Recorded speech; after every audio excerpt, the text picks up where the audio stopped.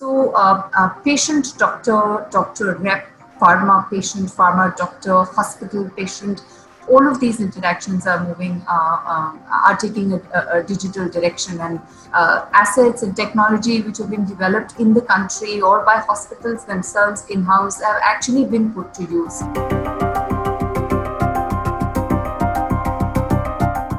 Some of the larger hospitals which had made a lot of investments in digital technology, which was actually, probably not getting used as much, saw increased usage during this phase. Most of the larger, whether it was simply a model where it's a teleconsultation, etc., or it is in that context. There is also increased for hospitals which are probably not invested in that technology. There is a lot of conversation going and identification of assets and solutions which exist in the market.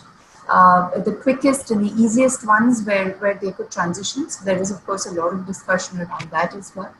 Patients actually have also indicated increased digital interactions. Of this lot that we spoke to, about 30% of them said that they had done some form of digital interactions with hospitals.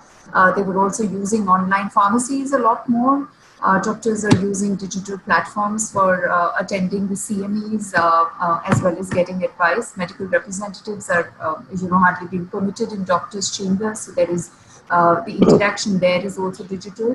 So patient, doctor rep, pharma patient, pharma doctor, hospital patient, all of these interactions are taking a digital direction, and assets and technology which have been developed in the country or by hospitals themselves in-house have actually been put to use.